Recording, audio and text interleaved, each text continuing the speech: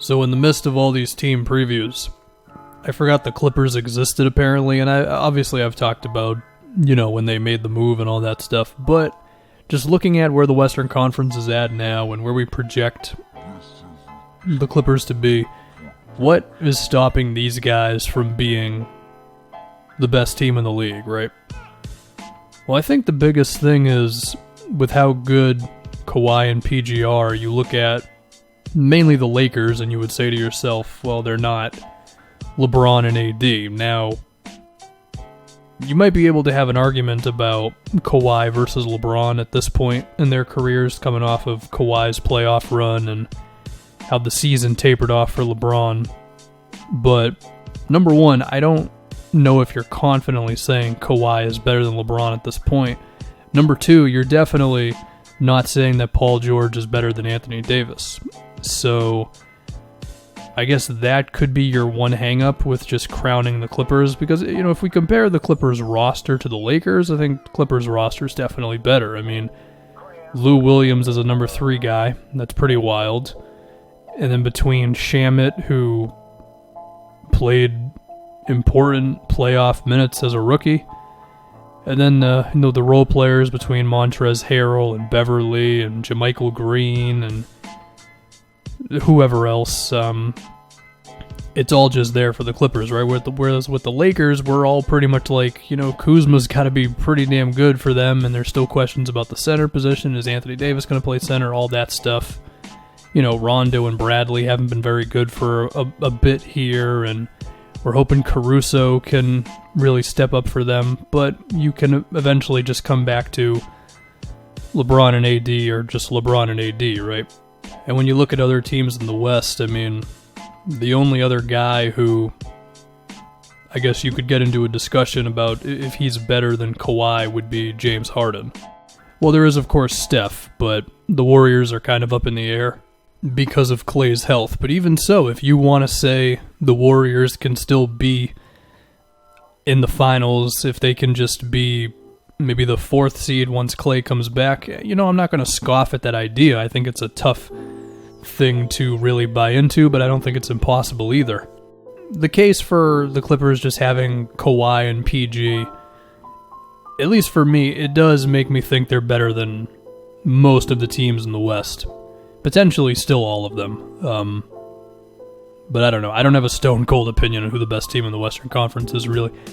But if we look at other things that could hold the Clippers back, it's the health of PG and Kawhi. I mean, we're still hearing weird things about Paul George's shoulder. And I guess there are some reports that he could miss a bit to open up the year, so that's frightening if his shooting is just going to be a little worse, because Paul George at his best is just shooting threes without really thinking about it. And then in the case of Kawhi, I mean, he was still limping, I think it was during the finals, so there's a chance that the Clippers are just never able to really put him out there like that. Like, maybe he'll never play more than 5 or 6 games in a row or something. And while I don't think the Clippers are going to fall off without Kawhi, because the depth and Doc has proven himself to be one of the better coaches in the league, but it's still really tough to walk into the postseason in the Western Conference with Kawhi having played potentially 60 games or whatever, and just having that chemistry, I mean, I don't want to take away just how impressive the run was for Toronto, but the East is, of course, not the West, and that'll just be difficult. I mean, maybe in a round 1 series, like, look, because we got to remember, the way the West usually works is, like, you might be the 7th seed, but you're still really good. I mean, is there a chance that in a round 1 series, the Clippers as a 2 or a 3 seed are meeting the Jazz and Utah just has great chemistry all season, and you'd think the Clippers are the better team, and then suddenly it's like 2-2, and it's like, oh crap, this is closer than we might have thought. And part of that could be because the Clippers' chemistry is just not as awesome as we would hope, because, maybe Paul George and Kawhi both play 60-something games, Other things that are a little concerning with the Clippers is their center situation. I guess Zubats is their starting five, and I mean, he's shown good signs in the NBA, no doubt, but it's not exactly the ideal starting center for a team that is hoping to win the finals.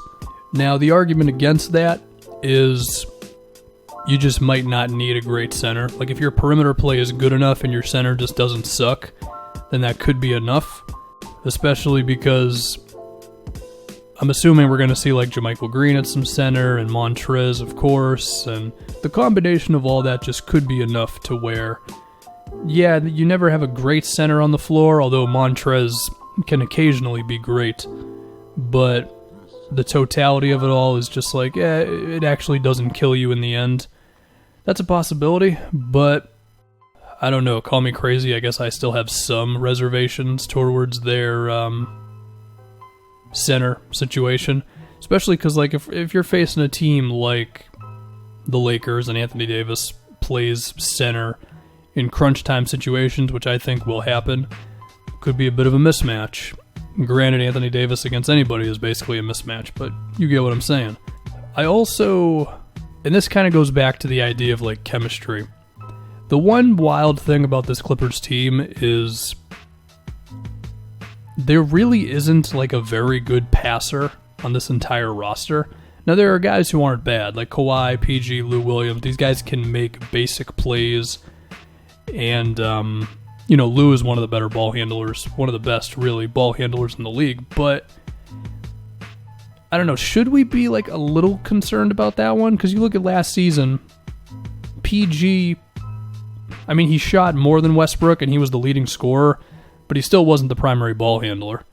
And a similar thing with Kawhi. I mean, yeah, Kawhi's usage is higher than Lowry's and everything, but in terms of just dribbling and all that stuff, Kawhi had a lot of help in Toronto between Lowry and, I mean, Siakam's ball handling was more of a thing, and Fred VanVleet and all that, and